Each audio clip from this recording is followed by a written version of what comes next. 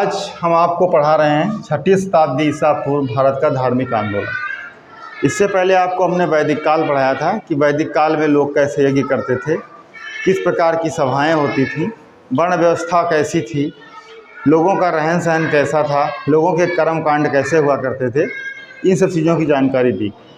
अब क्या हुआ, जो 6ठी शताब्दी ईसा पूर्व की बात हुई, इस समय क्या हुआ कि जो राज्य थे, जो राजा थे वहाँ उस समय के, वो अपने राज्य के विस्तार के लिए क्या करते थे, अपने जनपद के विस्तार के लिए संघर्ष करते थे, लड़ाई करते थे, लड़ते रहते थे। उस लड़ने की वजह से क्या हुआ कि वहाँ की जो प्रजा थी उसके मन में क्या हुआ, भय पैदा हुआ। अपने आप को वो असुरक्षित महसूस करने लगी कि अगर इस तरीके से लड़ाई होती रहेगी तो इसमें क्या होगा, जन और धन की हानि होगी, नुकसान होगा। और लोग पुराने समय में लोग क्या करते थे, एक दूसरे के भरोसा करते थे, एक दूसरे पे विश्वास करते थे, एक दूसरे की मदद करते थे। लेकिन 6ठी शताब्दी ईसा पूर्व आते आते ये सारी चीज़ें समाज से ख़त्म हो गई। यहाँ पर लोग क्या करने लगे, अपने धन को कमाने के लिए, पैसा पैदा करने के लिए किसी का भी नुकसान करना, झूठ बोलना, धोखा देना, ठगी करना, ये सारे कार्य प्रारंभ हो गए। वैदिक काल के जो क्रियाकलाप थे, धार्मिक क्रियाकलाप थे, वो क्या हो गए, जो धार्मिक क्रियाकलाप हैं ये खर्चीले हो गए। क्या हो गए, धार्मिक क्रियाकलाप खर्चीले हो गए। सबसे बड़ा एक ये पॉइंट है यहाँ पे कि जो धार्मिक क्रियाकलाप हैं ये खर्चीले हो गए। हर एक व्यक्ति के बस का नहीं था कि धार्मिक आयोजनों का, अनुष्ठानों का आयोजन कर सके। ठीक है। दूसरी चीज़ क्या हो गई कि यज्ञ जब होता था, यज्ञ में पशुओं की बलि दी जाने लगी। क्या होने लगा, यज्ञ में पशुओं की बलि दी जाने लगी कि जब तक यज्ञ आपका पूर्ण तभी माना जाएगा जब आप पशुओं की बलि देंगे। अगर आप बलि नहीं देते हैं तो आपका यज्ञ पूर्ण नहीं माना जाएगा, अर्थात यज्ञ से होने वाले लाभ को आप प्राप्त नहीं कर सकोगे। इस तरीके की गलत धारणाएं जनमानस के बीच में फैलने लगी। क्या होने लगी, लोगों के बीच में इस तरीके की धारणाएं फैलने लगी गलत तरीके से कि अगर आप ऐसा करेंगे तभी आपको जो है धर्म की या यज्ञ का, आपका यज्ञ जो है, अनुष्ठान जो है वो पूर्ण माना जाएगा। और चमत्कार और ढोंग ढकोसला का बोलबाला हो गया। चमत्कार की चीज़ आ गई, लोग एक दूसरे को ऐसा करोगे तो चमत्कार हो जाएगा, जैसे जादूगर दिखाता है कि आंख बंद करो अभी हाथ में सेब आ जाएगा। ठीक है। तो चमत्कार और ढोंग क्या होने लगा, ढोंग फैल गए हैं, ढोंग का चमत्कार हुआ, ढोंग का बोलबाला हो गया। समाज में ये चीज़ें फैलने लगी और जब समाज में इस तरीके की चीज़ें आने लगी तो समाज का उत्थान संभव नहीं था। क्या था, तीसरी सबसे बड़ी चीज़ आई, जो वर्ण व्यवस्था थी उसको और कठोर कर दिया। इसने पुरोहितों ने क्या किया, पुरोहितों ने क्या किया, वर्ण व्यवस्था को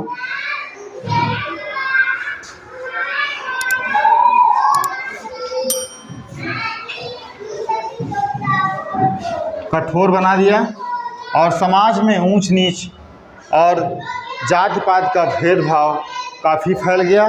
समाज और ऊंची तथा नीची जातियों में विभाजित हो गया। इन कारणों से समाज में क्या हो गया, असंतुलन फैल गया। फैलेगा नहीं फैलेगा, समाज में असंतुलन फैल गया। ठीक है। और उस असंतुलन फैलने की वजह से क्या हो गया कि ऐसी जो बदलती परिस्थितियाँ थीं, इनको देख करके जो लोग थे, लोगों के मन में विचार उत्पन्न हुए हैं कि लोगों के मन में सवाल उठने लगे कि आखिरकार यज्ञ हमें क्यों करना चाहिए और यहाँ चढ़ावा चढ़ाने से क्या हमें मोक्ष प्राप्त होता है। वास्तव में सब कुछ पूर्व से निश्चित है, ईश्वर ने तय किया है, अपनी स्थिति नहीं बदली जा सकती है। ऐसा क्या है जो कभी मरता नहीं है और मरने के बाद क्या होता है। इन सारे प्रश्नों का उत्तर देने के लिए जो समाज के बुद्धिजीवी वर्ग थे वो क्या करने लगे, जंगल की ओर प्रस्थान करने लगे। जंगल में आश्रम बनाया, आश्रम बना करके वहाँ बैठे, तपस्या की, आने जाने लोगों से वहाँ सत्संग किया सत्संग करने और तपस्या करने के बाद चिंतन किया। चिंतन करने के बाद उनकी समझ में आया कि वास्तव में क्या बताया कि मृत्यु जो है आत्मा ही बार बार जन्म लेती है। क्या होती है? आत्मा बार बार जन्म लेती है। और जब आत्मा ब्रह्म में मिल जाती है तो उसको जीवन के कष्टों से मुक्ति मिल जाती है। अर्थात आत्मा का जो ज्ञान है वही क्या है? परम ज्ञान। ऋषियों के विचार ये कहाँ मिलते हैं? उपनिषदों में मिलते हैं, पास में बैठने से मिलते हैं। उसी क्रम में जो ज्ञान की खोज चल रही थी, इसमें लोग ऋषि मुनि संलीन थे। उन्हीं में सबसे जो प्रमुख नाम है उसमें से 2 लोगों के हैं। एक तो महावीर थे, ठीक है? कौन थे? महावीर। और दूसरे कौन से? गौतम बुद्ध। कौन थे? गौतम बुद्ध थे, है ना? और पहले कौन थे? महावीर। तो आज हम महावीर के विषय में चर्चा करते हैं कि महावीर कब पैदा हुए, कहाँ के रहने वाले थे और इन्होंने किस प्रकार से तपस्या की और इन्होंने किस तरीके से समाज को ज्ञान दिया और अज्ञानता की ओर बढ़ने से समाज को बचाया। तो महावीर जी का ये जैन धर्म के कैसे थे? 24वें महापुरुष थे, ठीक है? तीर्थंकर थे, तीर्थकार नहीं था। ये जैन धर्म के 24वें महापुरुष थे। और इन्होंने क्या किया? इनका जो बचपन का नाम था वो वर्धमान था। क्या था? बचपन का नाम क्या था इनका?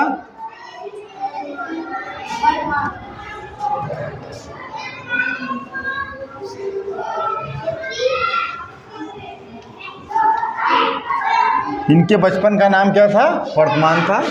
नंबर 1 चीज़ है। दूसरा जो इनका जन्म हुआ था राज परिवार वैशाली, जो वर्तमान बिहार के निकट है, 540 ईसा पूर्व। कब इनका जन्म हुआ? 540 ईसा पूर्व में जन्म, ठीक है? क्या हुआ? इनका जन्म हुआ। यहाँ तक की बात आपकी समझ में आ गई। उसके बाद इन्होंने क्या किया कि सत्य और शांति की खोज के लिए 30 वर्ष की अवस्था में ये घर छोड़ करके जंगल की ओर चले। जंगल में जा कर के इन्होंने क्या किया? बहुत ही कठिन तपस्या की। और कठिन तपस्या करने के उपरांत जब इन्होंने अपनी इंद्रियों पर विजय प्राप्त कर लिया, तो इंद्रियों पर विजय प्राप्त करने के उपरांत ही इनको महावीर कहा गया, जिन कहा गया, अर्थात विजेता कहा, ठीक है? तभी से इनको हम महावीर के नाम से भी जानते हैं। बाकी बचपन का नाम जो था इनका वर्धमान था। ये भी आपसे पूछा जा सकता है। जब इनको ज्ञान प्राप्त हो गया तो ज्ञान प्राप्त करने के बाद उन्होंने कहा कि जो चीज़ मुझे प्राप्त हो गई है, जो ज्ञान हमने प्राप्त कर लिया है, तो ये हमें लोगों की भलाई के लिए समाज में इसको फैलाना चाहिए। अगर समाज में ये ज्ञान नहीं जाएगा तो समाज हमारा इन ढोंगों और अंधविश्वासों में फंसा रहेगा और ऐसे में समाज का उत्थान कभी नहीं हो पाएगा, समाज पतन की ओर ही जाता रहे। तो इस उद्देश्य से इन्होंने क्या किया कि जो उस समय की जो भाषा थी, जो प्राकृत भाषा थी, वो आमजन की भाषा थी। लोग उस भाषा को समझते थे, बोलते थे और पढ़ लेते थे। इसलिए उन्होंने किया कि उसी भाषा में अपने विचारों का, अपने सिद्धांतों का प्रचार और प्रसार किया, जनमानस तक पहुंचाया, लोगों को बताया कि मनुष्य का जो सबसे बड़ा लक्ष्य है वो क्या है? जन्म और मरण से मुक्ति पाना। अगर व्यक्ति जन्म और मरण से मुक्ति पा जाता है, उसी को हम मोक्ष कहते हैं या कैवल्य कहते हैं। क्या कहते हैं? मोक्ष कहते हैं या कैवल्य कहते हैं। तो जीवन के विकास के लिए उन्होंने हमको 3 बातें बताई। क्या बताई? जीवन के विकास के लिए 3 बातें बताई। जीवन का विकास अगर करना है, जीवन के विकास के लिए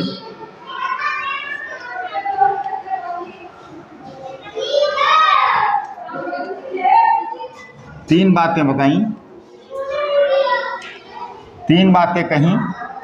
क्या? सबसे नंबर 1 चीज़ ये है, क्या कहा उन्होंने कि हमें सही बातों में विश्वास, जो बात सही है उसी बात में हमको विश्वास करना चाहिए। झूठी बातें जो हैं उनमें विश्वास नहीं करना चाहिए, क्योंकि उस समय समाज में अंधविश्वास था, ढोंग था, ढकोसला था, इसलिए इन्होंने कहा कि सही बातों में विश्वास करिए। दूसरी बात कहा कि सही बातों को ठीक से समझना। बात सही है लेकिन अगर आप ठीक से समझते नहीं हैं तब भी इसका कोई मतलब नहीं है, इसलिए जो बात है सही बातों को ठीक से समझा जाए। सही बातों को ठीक से समझना। अगर आप सही बात को ठीक से समझ लेंगे तो आप जो कार्य करेंगे वो क्या होगा, सही बातों को ठीक से समझना। अगर सही बातों को आप ठीक से समझ लेते हैं तो जो आप कार्य करेंगे वो ठीक करेंगे, आपसे अनुचित कार्य नहीं होगा। और तीसरी बात इन्होंने बताई उचित कर्म। ये सबसे महत्वपूर्ण बात है, जो हमारे द्वारा कार्य किए जाएं, जो कर्म किए जाएं वो उचित हो, वो अनुचित ना हो। इन्हीं बातों को इन्होंने क्या कहा, त्रिरत्न नाम दिया। क्या दिया? त्रिरत्न। ये 3 रत्न थे जिनके द्वारा व्यक्ति के जीवन का विकास संभव हो सकता है, और उसके विकास के लिए इन 3 बातों के मानने पर इन्होंने बल दिया कि ये 3 बातें अगर व्यक्ति अपने जीवन में मान लेगा तो क्या होगा, उसका जीवन सुखमय हो जाएगा, आनंदमय हो जाएगा। तो सही बातों में विश्वास करना है, सही बातों को ठीक से समझना है और उचित कर्म करना है। इन्हीं बातों को त्रिरत्न कहा गया। यहाँ तक की बात आपकी समझ में आ गई? ये बेटा समझना झा है यहाँ पे, ठीक है, समझना। इन बातों को हमें क्या करना है, सही से समझना है, ठीक है। तो ये बातें इन्होंने त्रिरत्न कहा। और दूसरी बात इन्होंने बताई, इसको साफ कर सकते हैं ना। दूसरी बात इन्होंने 5 महाव्रतों की कि जो 5 महाव्रत हैं उनका पालन व्यक्ति को करना चाहिए। अगर वो 5 महाव्रतों का पालन करता है तो व्यक्ति का जो आचरण है, ठीक है, अच्छा व्यवहार है, अच्छा आचरण है, वो सही सकता है। तो अच्छे आचरण, यहाँ पे आप देखिएगा, अच्छे आचरण व व्यवहार। अच्छे आचरण और व्यवहार की बात इन्होंने की, और इसके लिए इन्होंने 5 बातें बताई। क्या बताई? 5 बातें बताई कि कौन कौन सी बातें बताई, इनको पालन करना है। इनको 5 महाव्रत भी कहा गया। सबसे एक चीज़ है जीवों को न मारना।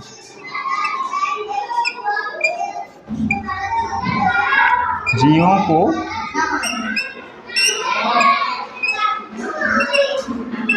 अब उस समय क्या हो रहा था, यज्ञ में पशुओं की बलि दी जा रही थी, तो जीवों की हत्या की जा रही थी।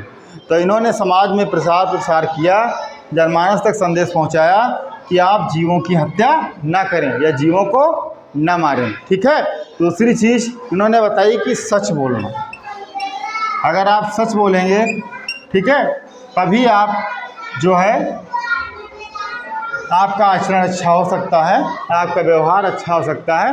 अगर आप एक झूठ बोलेंगे तो झूठ को बचाने के लिए आपको 20 झूठ और बोलने पड़ेंगे।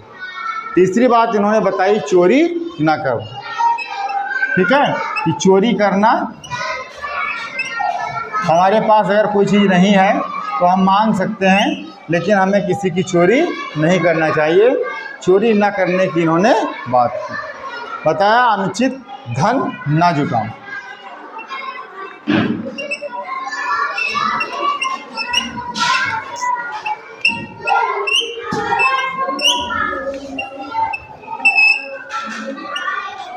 अनुचित धन यानी धन जो है, हम अपना परिश्रम करेंगे, अपनी मेहनत करेंगे, और मेहनत करने के बाद जो हमें पारिश्रमिक मिलेगा उसे हम अपनी जीविकापार्जन के प्रयोग में लाएंगे।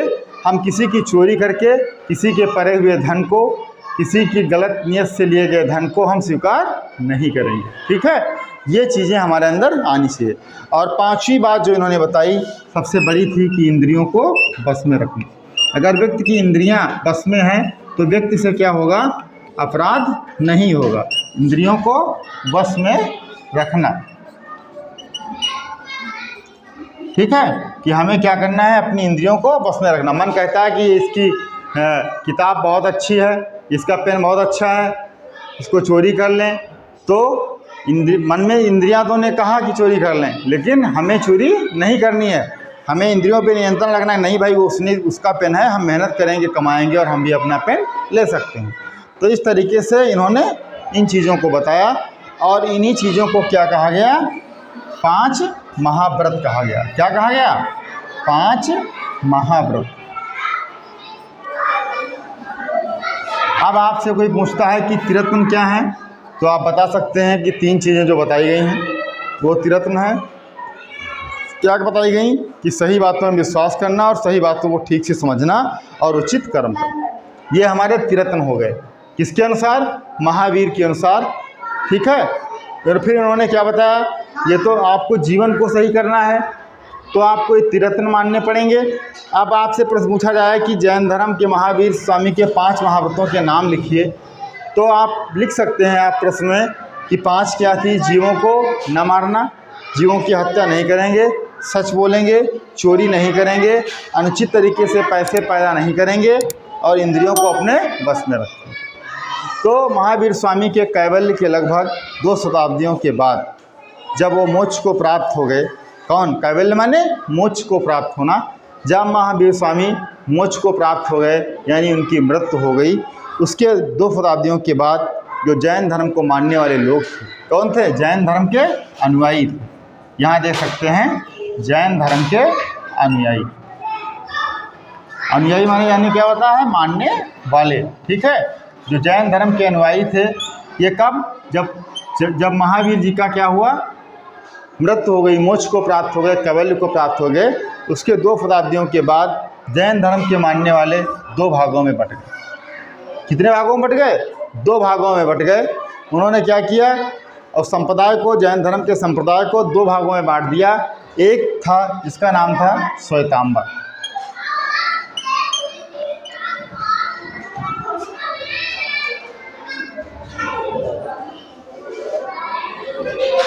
क्या हुआ? श्वेतांबर। ठीक है। काहे में बट गए? श्वेतांबर में बट गए, है ना?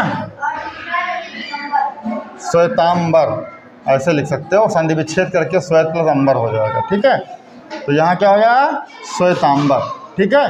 श्वेत प्लस अंबर। श्वेत माने होता है सफ़ेद वस्त्र। जो सफ़ेद वस्त्रों को धारण करने वाले लोग थे वो क्या कहलाए? श्वेतांबर कहलाए। क्या कहलाए?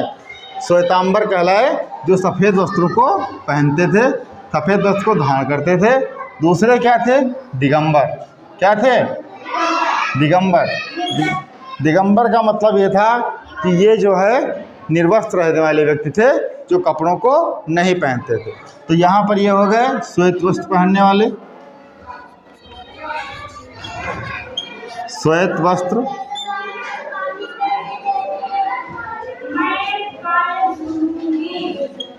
पहनने वाले। ठीक है। और दूसरे क्या हो गए? निर्वस्त्र रहने वाले,